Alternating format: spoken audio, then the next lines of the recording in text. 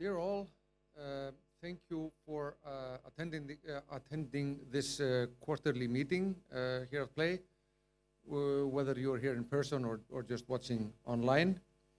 It will be an unusually long presentation as we're presenting our outlook and our change in the business model. So it'll be longer than usual. I'm conducting this in English, although most viewers are Icelandic, but there are some that are not. So that's how we will proceed. I will take obviously questions afterwards, but I'll sort of run through the presentation uninterrupted, hopefully until then.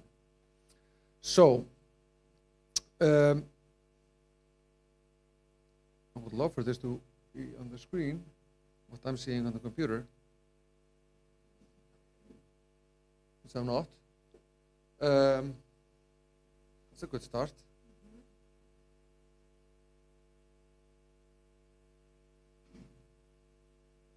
Now it is. Okay. So just at a glance, some numbers we tend to show at the beginning of our presentation. A slight decrease in passenger numbers, as we'll cover extensively in the presentation. A very respectable load factor, and as always, a pretty good on-time performance. I'd like to draw your attention also to the from, to, and via passenger split on the bottom right corner. Not that it's changing so much, but we can see that it's about 28% from, 34% to, and 38% are via passengers in our system. We are, as almost always, the most punctual airline in Keflavík. This has two implications. Firstly, it is expensive to have delayed flights, and have passengers missing their connections, paying them for either hotel stays or just compensation.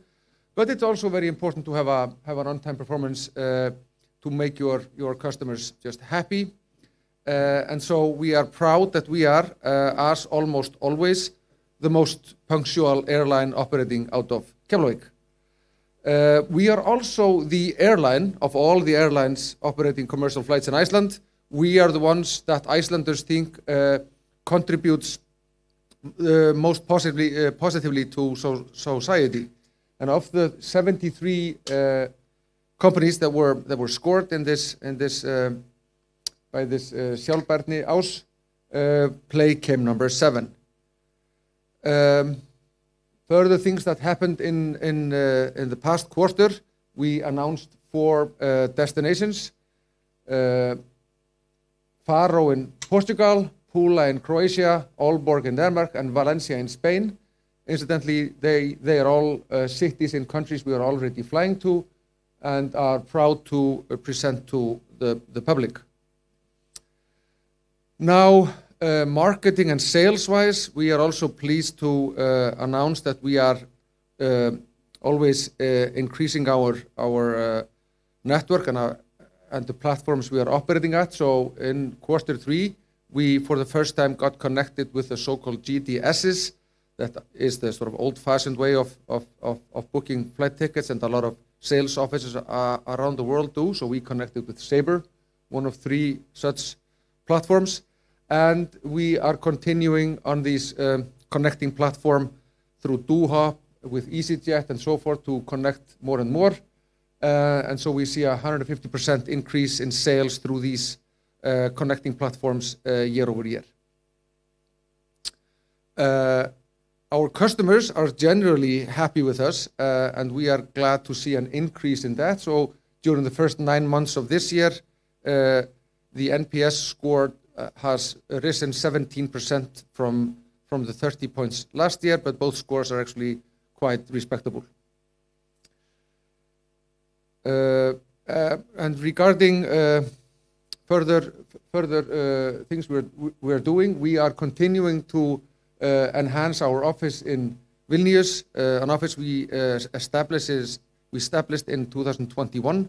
We currently have 37 employees there, and it's really beneficial for us to be able to dip into the great talent pool in Vilnius, where aviation is quite a bit bigger business than it is in Iceland. So there's an abundance of qualified and skilled people in Vilnius in this sphere. Now, on to financial results. So we are here's a snapshot of some of the key numbers we are covering in the presentation. We'll go through it all in more detail, but I'll point out that, as ever, our external interest-bearing debt is $0. So on to the financial highlights. Revenue decreased by some 9% year over year from $110 to just over $100, which is a combination of less production, less available seat kilometers on offer, and lowered yields. This then translates into a slightly lower EBIT for the quarter, from 13.4 last year down to 9.6 this year. It is our second best quarter after quarter 3 2023, but still a disappointment to us. And then lastly, we like to point out that our cash position at the end of quarter 3 is just shy of $40 million, a slight increase on the $39.2 million we had at the end of quarter 3 last year. And so in the income statement, you will be, we're not seeing huge changes. Net result for the period is $3.5 million, down from 4.7 last year. The EBIT is down, as we explained. Salaries and related expense is slightly up, and we should mention here that we are actually paying almost 2 sets of C-level people during quarter 3, in that there was quite a bit of new people coming into management in the past few months. And so what is really happening on the revenue side?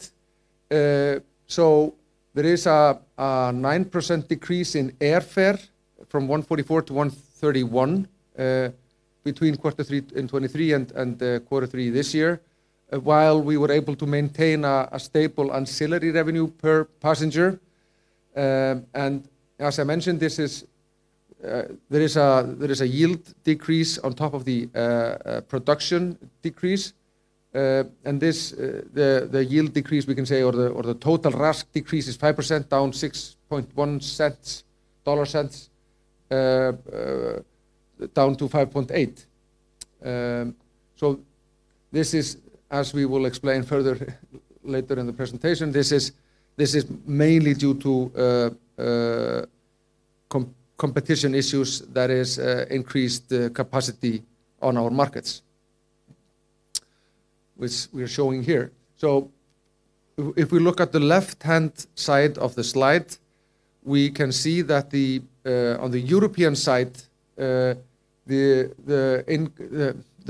change in our revenue per available seat kilometer is not changing a whole lot. Neither in the European city side, which we call the northern part of the European network, the part that connects with North America, nor the leisure side. There's limited changes there in revenue per kilometer, while it's down whopping 18% on the North America routes.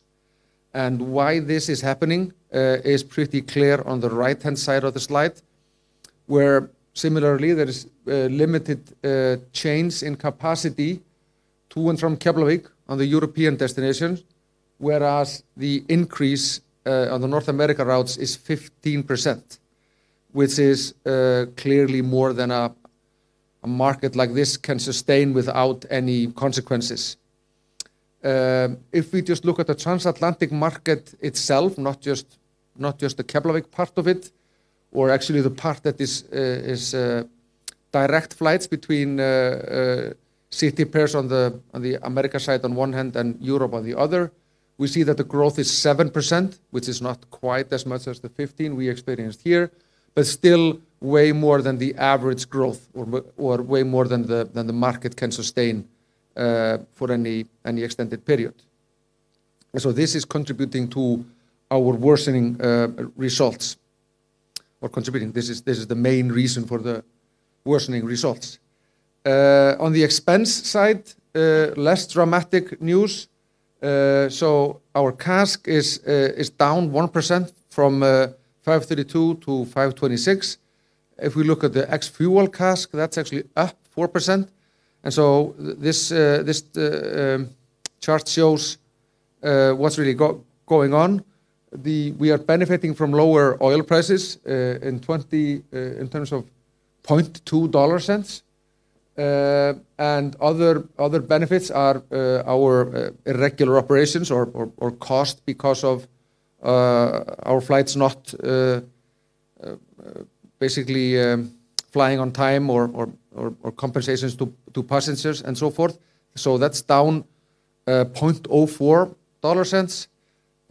But what is hurting us on the cost side, or we should say what is hurting us on the unit cost side, is mainly that we are just producing less. So we did have less capacity, particularly in September, than we did last year, mainly because we were getting lower yields than we were getting last year. So we saw an opportunity in descaling a little bit.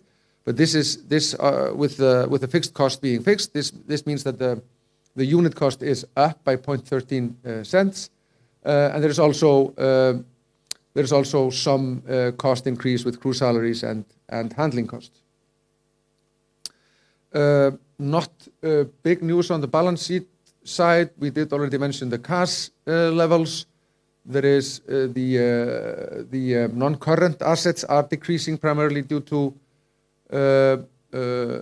depreciation of the assets we have, basically the lease agreements. And so onto the cash flow. So as seasonality predicts, there is a negative cash flow in quarter three. In quarter three, we generally fly a lot. It's the quarter that we fly the most, so produce the most and incur the most cost. But it's not the quarter that we sell the most tickets or get cash from selling most tickets. So basically, in quarter three, we always burn up some cash. So the changes in working capital there are $19 million. That's the contribution factor to that. But other than that, no surprises here. And so the biggest cost item we have at this company is the fuel cost. So it's worthwhile having a look at that. And it is interesting if we look at the chart on the right hand side, that oil prices have changed quite significantly in the past 12 months or 18 months. We saw in quarter two last year, oil prices were actually at similar levels as they are now, slightly higher, but then rose quite rapidly. This time it was not war in Ukraine, but actually another war that contributed to this rise in the Middle East, as we know. And so we saw oil prices actually around about a year ago peaking at circa $1,000 per ton. But this is now at just over $700. We say here $714 yesterday. And we are just abiding to our hedging policy with 56% of the current quarter being hedged at the price of $801, obviously higher than the current spot price as the prices are coming down and we are hedging along the way. And then you can see the levels and the prices of the hedge agreements. So this is just according to our policy, and I think we've actually been quite good at hitting the right moments.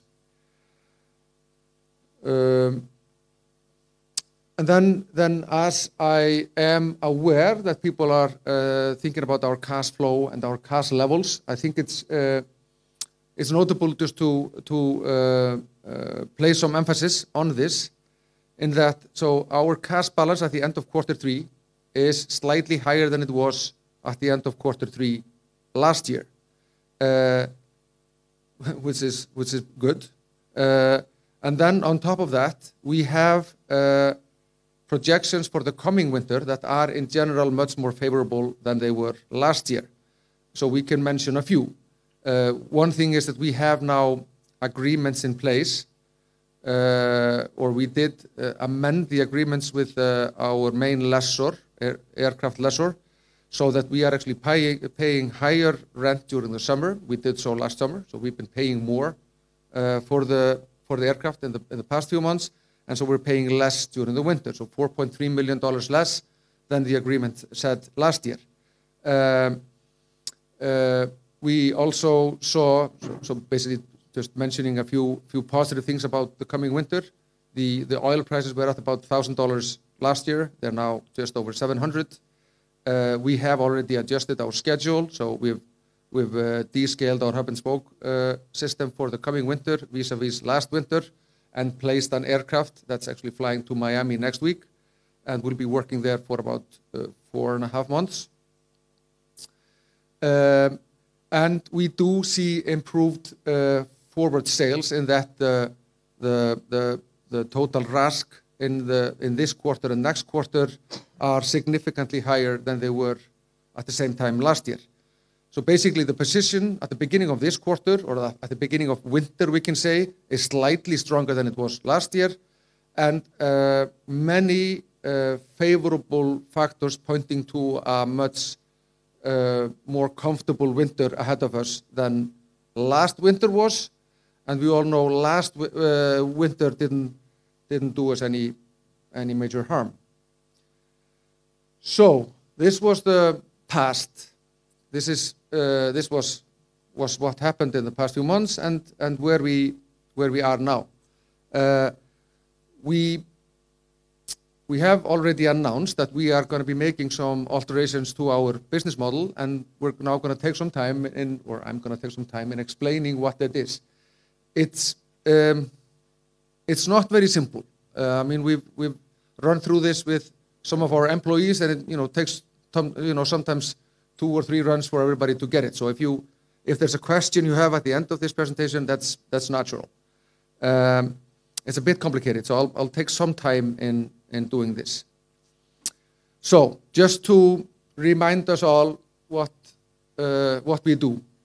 This is the map of the Western world, and the cities we fly to. So we've put in purple what we can call the hub and spoke network, the part of our system that we fly to, where we fly to Europe in the morning, come back in the early afternoon to Iceland, fly to North America, and come back early morning.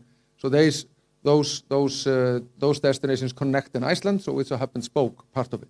The red destinations, the red cities, are the point-to-point part of our network. These are just cities that we fly to without trying to connect them with the North America cities. Generally, sort of on average, or generally have longer sectors, so we basically can't fly there and back in time to meet the aircraft going to America. These are also more sort of leisure-oriented destinations, in that a lot of them, if you look carefully, are sort of centered around the Mediterranean. It's basically sunny destinations that Icelanders like. Those that are not in the Mediterranean are sort of off the coast of Africa, or ski destinations, we can say, almost exclusively. So this is just to set the stage. Our business model has centered around the hub and spoke model. So basically we've had close to 75% of our capacity geared towards this hub and spoke, or basically doing the hub and spoke system for us, North Europe, North America. And then we've had around a quarter of our capacity doing these point-to-point flights, almost as complementary to the larger hub and spoke system. And then we've done very minimal charter or ACMI projects with our aircraft. But we are gonna flip this around a little bit. So we will continue with the hub and spoke model, but that will be complementary to the larger part of the network, which will be the point-to-point system. And as I will explain better, I mean, the simple reason for doing this is that the hub and spoke model has not yielded great financial results for us, whereas the point-to-point leisure sunny destinations have. Now, if Icelanders were a bit more than 400,000, I would love to deploy all the 10 aircraft flying to the Mediterranean. That's the best part of the business we have. But we are only 400,000, so we can't deploy all of them for that. So we will continue to use some for the hub and spoke market, sort of hoping to skim the cream during the summer of the best pairs on either side of the Atlantic, but then scale it down in the winter. And then, as we are estimating that this will be appropriate for about 6 aircraft, this point-to-point and descaled hub and spoke system, we have 3 to 4 other aircraft that we need to find work elsewhere. And it so happens that we have found new business for that, or are in the process of securing business for those aircraft, as we will cover more extensively in this chapter. So basically, just to elaborate, gonna leverage on this part of the business, which is very much a low-cost carrier thing, point-to-point leisure sunny flights, and descale the transatlantic traffic, as that has not been as good for us as we had hoped, particularly this year. And then adapting to this and deploying aircraft elsewhere.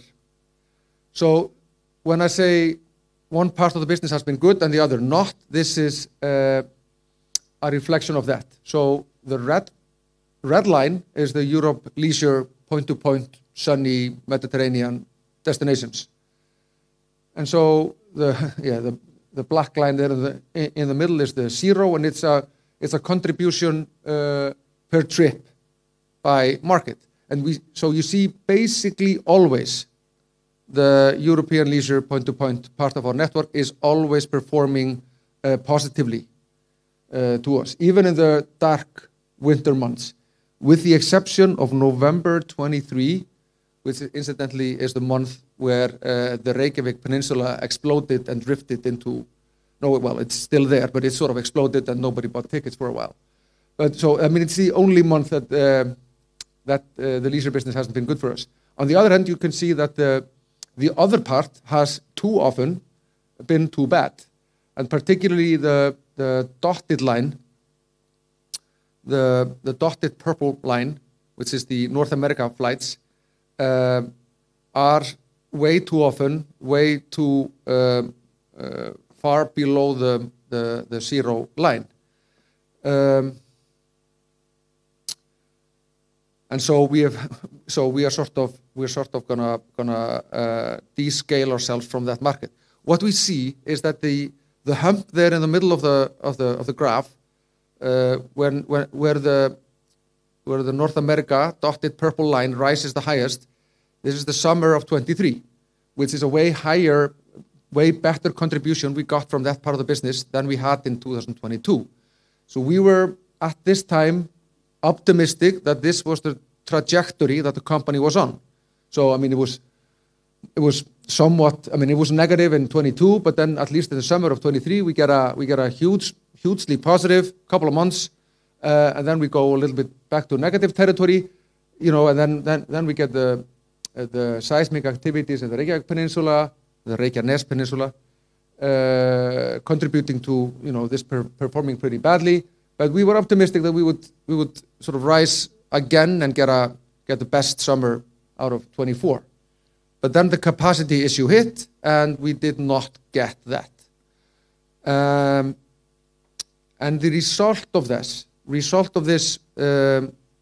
these disappointing results, is that we're basically saying, okay, it doesn't appear to us anymore that this will improve sufficiently for us to want to stay heavily committed to this part of the business. So descaling that and focusing on the red line there, which has a good contribution. So what does this, so we're trying to put it sort of graphically for you all. So what does it really mean? So in the current business model, I mean, we have 10 aircraft. I did explain that the hub and spoke part of it is actually more than 70% of the capacity we have, and less than 30 is dedicated to the point-to-point leisure market. Here we show it as 3 aircraft, which should be 2-point-some aircraft and 7-point-some aircraft in the hub and spoke model. It's not that we have certain 7 aircraft doing the hub and spoke and certain 3 doing the other stuff, but it sort of illustrates how we have been allocating capacity. And unfortunately, the hub and spoke business, I mean, these are the trailing 12 months, these are the worst 12 months of the system, has been very negative for us, whereas the point-to-point business has been pretty good. But under the new business model, the change is, as you can see here, that we will continue with 6 of our 10 aircraft under the Icelandic AOC. Simply speaking, the Icelandic airline, the Icelandic Play airline, is shrinking from 10 aircraft to 6. Okay, but we are actually starting another airline down in Malta, which will not fly in or out of Malta, and that airline will have 4 aircraft. Most of those will have nothing to do with Iceland. They will just be deployed for other carriers. There's a lot of airlines or tour operators that are seeking nice aircrafts like we have. So we will deploy, well, we're estimating 3 aircraft to such businesses. We're anticipating to have 1 aircraft based in Tenerife, flying mostly to Iceland, perhaps some other destinations. But when we say Iceland, we don't mean only Keflavik. We will almost certainly fly to at least Akureyri, if not Egilsstaðir as well. And then we have the 6 aircraft in the Icelandic business. You know, we'll continue to have the 3 aircraft operating point-to-point as we have been doing before, but downscaling the 7 to 3-ish in the hub and spoke model. And you know, even when saying that, we are assuming we'll take at least 1 out during the winter and do business like we're doing now down in Miami. Now the result of this is, or should be, a vast improvement in the financial performance of the company. I mean, we know what the 3 aircraft doing point-to-point are doing for us currently. It's about 20 million contribution. We're just assuming that will continue. We know, or I mean, we are assuming with the Tenerife aircraft that it will be, you know, the financial performance of that aircraft will be of similar level, but slightly worse though. The 3 we are placing in outside of Iceland and doing charter ACMI business for others, we're just expecting to yield sort of results that are common in that business. And that leaves us with the 3 that we are leaving in the hub and spoke system. And we are here assuming that initially they will yield a negative $5 million to the system, or contributing negative $5 million to the basically overhead.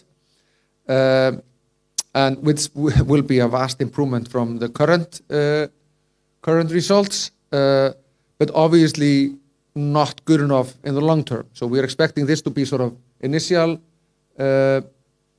outcome, and then once we fine-tune that, this should be better. If we are unable to improve on that, we will just discontinue with the business and deploy the aircraft elsewhere, which will be easier once we have put up this sort of a 2 AOC structure. So we will always be able to deploy them outside of Iceland if this doesn't work. But this is not what we expect. We expect this to work and then improve on this. Now, again, so we are now iterating what went wrong in 2024. We did show you how the North America capacity increased, and this is basically seat capacity in the transatlantic market month by month, and then Keflavik to North America on the graph below, how that developed through this year. So basically 15 to 30% increase in capacity is more than the market can absorb without feeling some pain. And again about the hub and spoke model. So I mean, we are talking about sort of 3 markets that we are going to be operating on. The 2 that we have been operating, the hub and spoke via business, the point-to-point, and then this ACMI charter business that we're going to be deploying our capacity for. The hub and spoke model, I mean, 24 was has been very bad. A lot of capacity increase, much worse than 23, not only for us, but almost all airlines operating over the Atlantic. And so we actually expect 25 to be much better. But for the long term, we think there are elements that make it so that it'll be quite competitive and difficult market to operate on. So here's one point, which is that Russia has basically closed its airspace for all European carriers. So the Chinese carriers are basically alone in flying from China to Europe, which means that the European carriers will have to find some other work for their long-haul aircraft, and the Atlantic market being one such market which they are diverting their capacity to. Another change that is or has happened is that although air travel is basically back to pre-COVID levels, business class capacity is not, or like business travel is not, which has meant that the premium cabins are being sort of more and more occupied by leisure travelers, putting price pressure on the economy cabin. There is this EU Fit for 55 thing going on, which will presumably reduce Keflavik's competitiveness as a connecting point, unless we will get endless exemptions from this directive or rule or whatever it's called, which we don't expect to be forever. And then we are seeing some aggressive capacity deployment in this market by certain airlines, like SAS, that is recently refinanced or recapitalized. They are pretty aggressive now. We see Delta, we see other airlines. So we think the market is going to be a bit challenging. And there is also the matter of basically narrow body aircraft becoming ever more long range, that they have ever more long range. So, I mean, just like our NEO engines carry our A320s quite a bit further than the CEO engines did before. And then we have the Airbuses with the LR or the long range, and the XLR being extra long range. So this means that city pairs on each side of the Atlantic will be sort of, or carriers will be able to connect city pairs on either side of the Atlantic with narrow body aircraft that hasn't been possible before. So when you had to previously connect them with wide bodies, a lot of cities weren't just big enough to sustain a direct connection, which will change with these longer range aircraft. So there will be a challenge operating a hub and spoke system, we feel, over the Atlantic. However, the leisure market is quite a bit different. So if we just look at the market itself, so about 1 million seats are already flown or planned to be flown between Iceland and Southern Europe in 2024. And this market is actually less seasonal than the rest of the Keflavík airport. And it's also a market that is growing. So there is about 20% annual growth over the past 10 years in the leisure part of the Keflavík market. And I want to say we don't expect this trajectory to revert to anything very low, because we all sense that Icelanders no longer want to go every other year abroad. It's just becoming a sort of a natural consumption. And to some extent, because Play has made it very affordable to fly. I mean, flying now down to Spain is so much cheaper than before Play. And this is just making travel more easy, more affordable, and hence more of it. So we don't expect any change in this behavior. And this, incidentally, is just playing into our strength.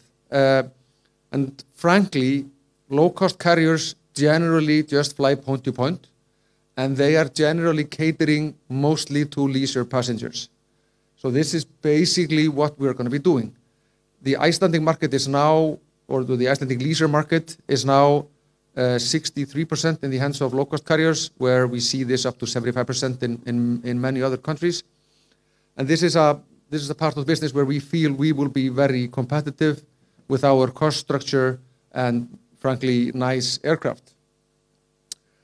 So how is Play doing in this market? We are the biggest participant in this market. We have over 40% market share in this point-to-point leisure sort of sunny market. The nearest competitor is around 30, and then down from that.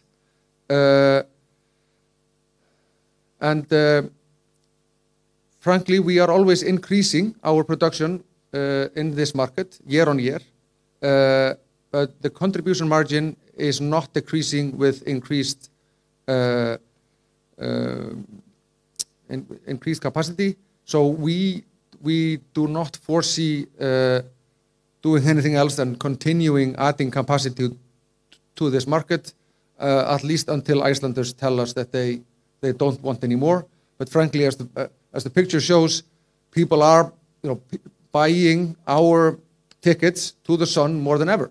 So our forward TRASK into this quarter and next quarter from the end of last quarter is about 20% more or higher than it was a year ago. And so it seems that our customers are pretty happy with us, and yeah, we're happy with them. Match made in heaven. And then, thirdly, we've spoken about the hub and spoke, we've spoken about the leisure business, and then this third portion, which is maybe most, a little bit alien to some of you. So what is this really? So there is no doubt that there is aircraft shortage in the world. During COVID, Boeing and Airbus descaled their production as much as they could, and so quite few aircraft came off the line during that period, and they haven't nearly ramped up their production to the pre-COVID levels. So this leaves a hole of unproduced aircraft. This is on top of the Boeing's MAX and just generally Boeing's troubles, and on top of the massive Pratt & Whitney engine problems that are ongoing. So there is a big shortage of aircraft in the world, and that shortage is most obvious or prevalent in the kind of aircraft we actually have. So this is the most sought after aircraft globally, which makes the ACMI market very strong. This means that a lot of airlines have fewer aircraft than they want, either because they haven't been delivered, or they're being delivered late, or there's engine problems or whatever. And so we are in a position to provide those operators with aircraft that we can fly for them. We can't just deliver them the aircraft or sell them the agreements. The agreements are non-transferable, so we have to operate the aircraft, but we are happy to do so. And so and we also did secure these aircraft basically during COVID or when COVID was just about ending and aircraft leases were at the bottom. And so we are now paying annually $40 million in lease payments for the 10 aircraft we have. If the aircraft lessors were offering the same aircraft currently, it would be about $55 million. So that's the difference, that's the delta that we want to somehow get by operating these aircraft. We're obviously hoping to get by operating the network that we have been doing, but unfortunately, due to capacity issues, that does no longer seem probable for us. And so we are already in talks with several interested parties, and those range from like airlines that are like household names to smaller operators further afield. And so I would say in the next couple of months, we hope to be able to tell you a little bit more about what we're doing in this space. And so to be able to make this happen, we have applied for a Maltese AOC. And we expect to get that in the spring of next year. And the plan, as stated before, is to operate 3 to 4 aircraft on this AOC, most of them on sort of longer-term projects. But why do we need another AOC, and why Malta? These are understandable questions. So Malta happens to be sort of a airline favorable country or an island. And so there are over 50 airlines that already have AOCs in Malta, thereof one Icelandic one. And just to take any doubt, we're not going to be flying in and out of Malta. It's just that the AOC is there, but we can operate the aircraft anywhere in the world. And we're going to, as I said before, the plan is to deploy them mostly just outside of Iceland and not connect them with Iceland at all. But we need another AOC to, because these projects that we're going to be operating will demand that the crews are local. So I mean, if an aircraft is placed in Greece, it makes no sense other than having the crew from Greece. You don't want to be flying them continuously from their home to a different country and placing them there in a hotel and so forth. So that's the reason for another AOC, and Malta was the country of choice. Now, so we've covered why the hub and spoke model hasn't been working for us, and why we don't think it'll be great in the next few years, how the leisure market is, and how this new market is going to be good for us. And then on top of this, on top of these changes, we are going to be dealing with the extreme seasonality that Iceland has to live with by placing an aircraft or two seasonally outside of Iceland, operating for operators that don't have the same seasonality, or maybe a counter seasonality. In the southern hemisphere, the demand is more actually in the winter time, where when it's summer for them. And so this in Miami, I mean, it's close to the equator, so good demand also in the winter there. So, but I mean, I guess I'm a bit ahead of myself. The thing is that Keflavik is one of the most seasonal airports in the world, where the demand between summer and winter fluctuates more between seasons than Europe in general, or the globe. We have been altering our capacity a little bit less than Keflavik, which probably isn't optimal. So we'll be doing a little bit more of that. Now,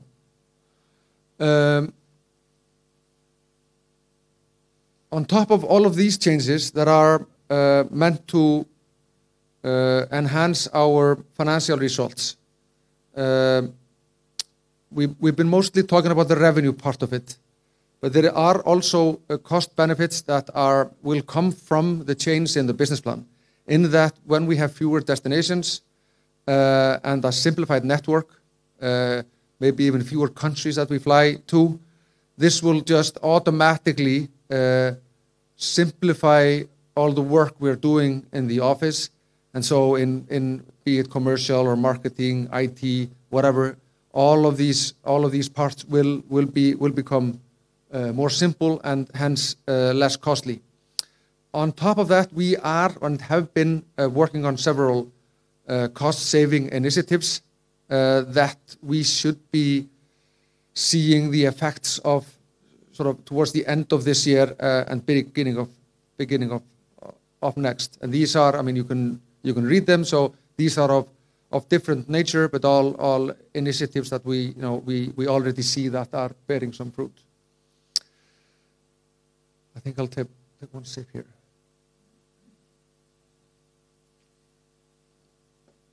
Now, if there's anything I want you to take away from what I have been saying, is that, well, you probably already knew, but I'm not going to shy from it. We are presenting disappointing results. And the year in general has been disappointing for us, particularly the hub and spoke part of our business.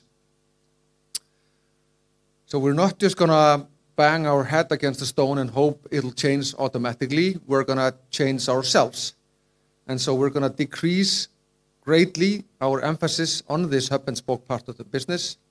We're going to increase the capacity deployed on the point-to-point leisure business that has served us really, really well, and deploy some capacity to this ACMI charter business. And to emphasize that, we are already in discussion with a couple of or several partners, some more advanced than others, about operating those aircraft. And then also, again, so our cash position is slightly stronger than it was at the same time last year, and the winter is looking much more favorable than it did last year, with our seasonal rent of the aircraft, with the much lower fuel prices, with our decreased capacity towards the hub and spoke system, and an airplane deployed in Miami for the winter. And as we've shown, about a 20% higher total RASK into this quarter and the first quarter of next year than we saw at the same time last year. Now, a question I was bound to get. So this means that we are convinced, our cash position is stronger than it was last year. Cash flow projections are better than they were at the same time last year. Hence, I mean, we know we went through last winter, and we're here. Hence, this should be even less of an issue. However, we can say that in connection with our new AOC and our sort of potential agreements with partners elsewhere, the company might decide to raise capital somewhere in the organizational structure, be it the listed parent company or somewhere else. We haven't decided when, where, and how, so I can't really comment on that much more. But this is how we see the next few quarters with regards to this question. Thank you all for listening. And we will now take some questions that I'm sure you have.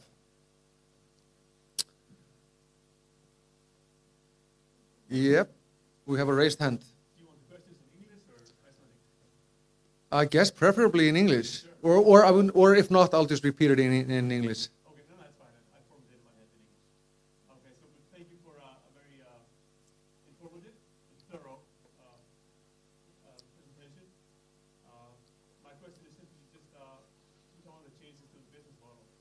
Do you think you'll be able to issue some sort of a guidance to the market beginning next year or next year? Right.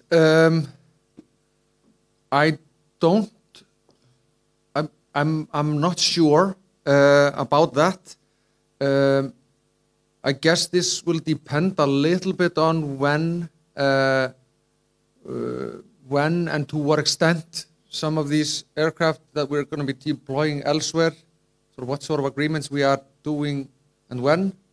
But I guess we'll have to see. To be honest, the financial predictions we have been making in the last couple of years, they have not always been accurate. So I'm hoping to give, the next guidelines I wanna give. I wanna be sure that we meet. So until I know a little bit more, I'm gonna have to wait with that. I should have repeated the question. The question was, am I gonna be giving a guideline for 2025 and when? I can see questions from online if you wanna think about it here. How much do you think the Icelandic leisure market can grow? Are you retreating for good from Iceland with those four aircraft? I think the Icelandic leisure market will continue to grow at least while we are offering fares at such great prices. I mean, it's been a 10-year journey with 20% CAGR. So I mean that would be surprising to see that drop significantly off. So I think this can grow still significantly. And if we're retreating for good from Iceland with those 4 aircraft, probably, but that doesn't mean we can't grow our 6 aircraft in Iceland. So I would rather expect us to grow on both AOCs in the future, although that is not the key thing currently. Currently is sort of just to establish ourselves, get a firm footing, and then we can see about the future. We are getting more online if you want to think some more. What about your SG&A cost? How will you manage that? You are adding 1 AOC, you're not growing. How will you reduce your okay, SG&A, good question. So SG&A has been $35 million plus on a 12-month basis for us. And with an added AOC, how is that going to go? So the answer to that is just the fact that we're adding an AOC is increasing our cost slightly on the SG&A. It'll save us money elsewhere on the income statement. But to the extent that we are flying for others with 4 aircraft, that's automatically going to simplify the life for us. So if we're selling tickets for 6 or 7 aircraft instead of 10, marketing them in fewer cities than we are doing now, this will all, it'll be a simpler life for us. So, and plus with the cost initiatives that we have been actually gradually working on over the past few months, we feel confident that we can take the SG&A down by a significant amount, we can say.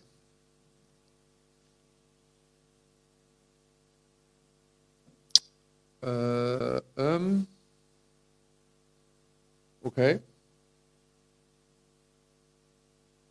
So the Malta move, is the Malta move because we are in a bad financial position?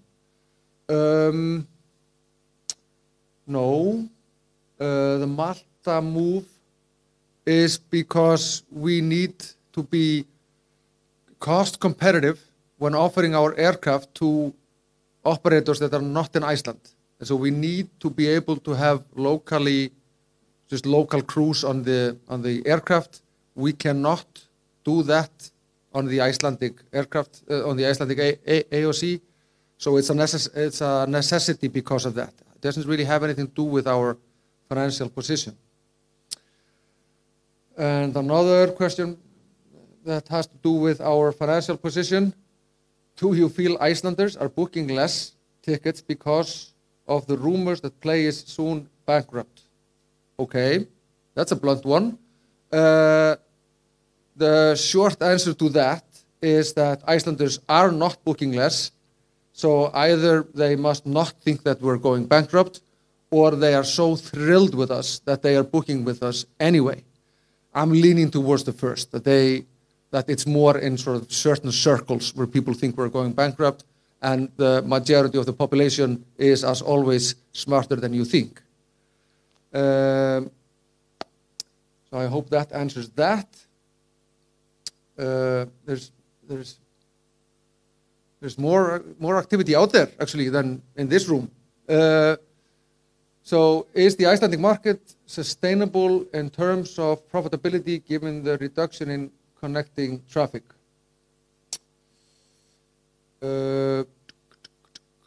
Okay. So I guess the question is, I mean, is our operation in Iceland big enough if we reduce the via flights and so forth? And if that's the question, then it's a pretty good question. It's often been said that you need sort of 10-ish aircraft for an AOC to make sense. I mean, you can sell tickets without operating aircraft yourself. I mean, there are endless tour operators that basically have their own brand on the aircraft that are selling tickets for people to fly from one city to another that don't operate the aircraft themselves. They just get somebody else to do it, which is basically what we're going to be doing with some of our aircraft. And so the general thinking is you need sort of 10-ish aircraft to be able to operate an AOC. Now we're actually going to have 10 aircraft on 2 AOCs.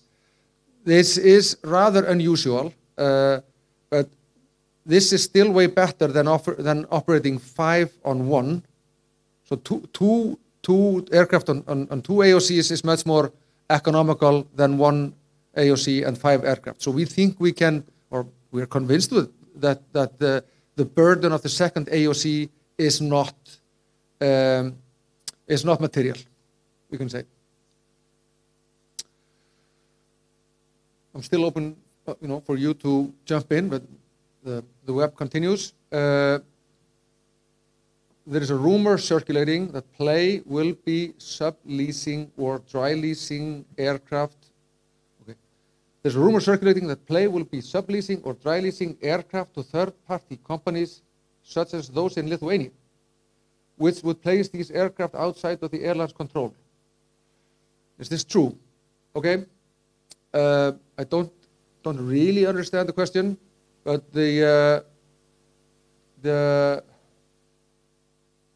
so if it's about us somehow moving some of our aircraft out of the company, then that's not gonna happen.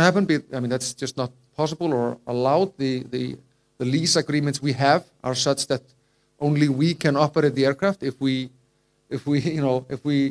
discontinue operation or don't want to operate an aircraft, we can't just place it. We can't sell the contract. We have to operate the aircraft that we have agreements for. So if the question was if we're going to be selling aircraft or selling lease contracts, then that's just not possible.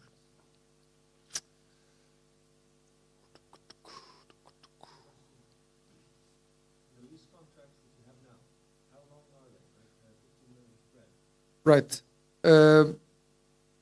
That is a little bit, it varies a little bit between aircraft. I think I'm correct in that there's one that we have 5 years left on, which is the shortest. Then I think it's a couple we have 6-7 years on. The ones we took delivery on in 2023. So these we have 11 years running on. So I think on average it's probably like, say 8-9-ish. Yep. Generally, these lease contracts are until the aircraft is 12 years old. So when you're getting a new aircraft, it runs for 12 years. If you get it when it's 4, it's got 8 running on it. That's when an aircraft goes to a major overhaul. Yeah, sorry. I should have repeated your question. It was about the length of the lease contracts of our aircraft. There is one more question from the web. Do you believe Iceland will remain a viable and competitive connecting hub in the future, or is its role as a key transit point diminishing? I guess you need a profit for that one. If Keflavík is going to serve as a big connecting hub in the future, I'm not predicting that the Keflavík hub will not function as such for the longer term. I think, like in all business, it will evolve. Market conditions will change. There will be some dynamics pushing in all directions, and so successful companies will probably have to evolve along some lines. But I don't wanna give a major prediction how this is gonna play out over the long term. Okay. Is PLAY going to have Icelandic cabin crew on the planes flying from and to Iceland? Generally, yes. The 6 aircraft on the Icelandic AOC will be operated by people locally based, as with the other aircraft. The only exception being that we, as we've said, we are tempted to place an aircraft in Tenerife, flying mostly to Iceland, but probably also to some other destinations. Since that aircraft will be based in Tenerife, we would be expecting crew there to be at least based there. I mean, they can be of whatever nationality, Icelandic if we want that. I'm told it's nice there. The web is exhausted. What about the room? Yes.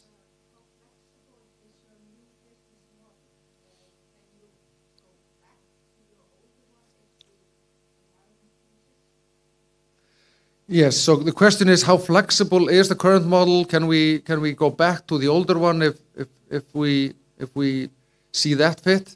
I mean, I would say we are way more flexible after this change, after the second AOC, because we will have more sort of pillars under our revenue generation: the point-to-point, the hub and spoke, and the ACMI charter business. And so it'll be not easy, but it's not difficult to grow or shrink in each of the sort of pillars. Hopefully grow all of them, but we can always sort of play a little bit with the different businesses once we have all of them. So flexibility is good, right?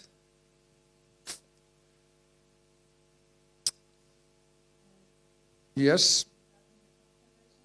Yes.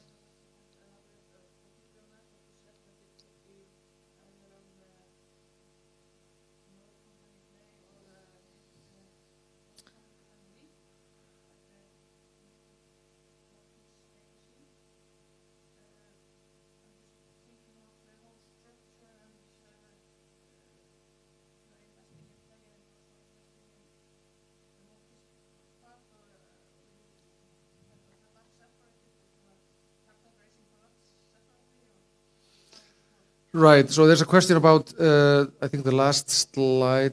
Should I go back to it? So we say, I mean, in connection with the new AOC and the new business model, we might want to raise some capital, and where that capital is placed is undecided. So the question is, I guess, if I can elaborate on that, or if it's possible that we will get different partners in the Maltese AOC, which will that then be a subsidiary of PLAY or not, and so forth. Well, I think I can at least say that the Maltese AOC will need to be majority owned by PLAY for the lease agreements not to be in jeopardy. Because, I mean, otherwise I'm sort of circumventing the thing that I can't sell the agreements. So we will at least be, or as I understand it, I think we'll always be the majority owner of that AOC. But it's not impossible that we will seek sort of capital directly into that subsidiary, be it equity or whatever, wherever in the capital structure that is. And that will also depend on how, what sort of business that is and so forth. And if I knew it now, I would tell you. It's just that I don't.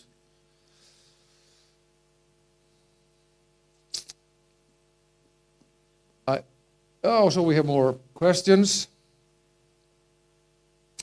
Does the new business plan include the option to operate scheduled point-to-point routes within EU, i.e. Barcelona, Berlin? So, I mean, which is a good question. So I mean, that's certainly a conceivable option for us, just to operate flights that have nothing to do with Iceland, and that we would be basically selling the tickets and taking the risk. I would say the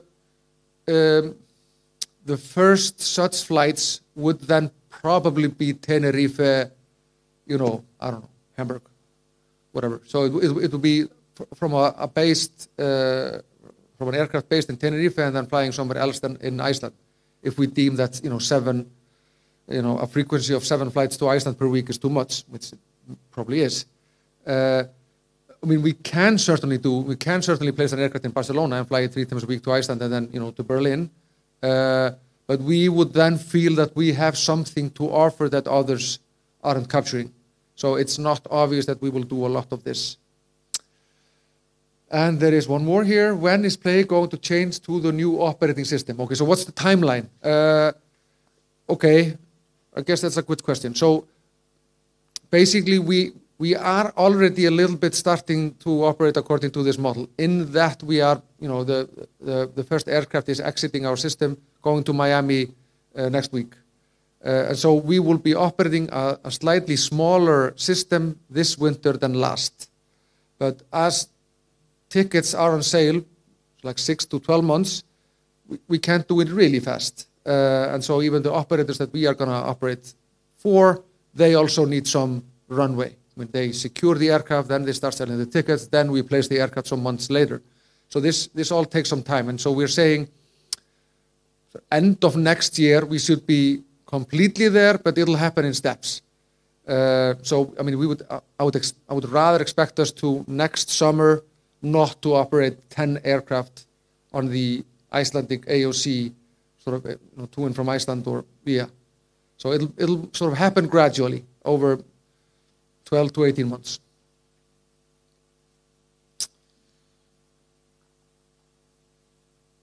I am happy to answer all or any of your questions, but if I see no hand raised within the next few seconds, I will just thank you all for attending the meeting in person or online. I hope we have been able to explain, at least to some degree, what we are going to be doing. I hope I have convinced you that we're making the right move. And I really much look forward to seeing you all on our lovely aircraft flying to and from Iceland. But then you can catch me around here during the next 20 minutes or half an hour or so. Thank you.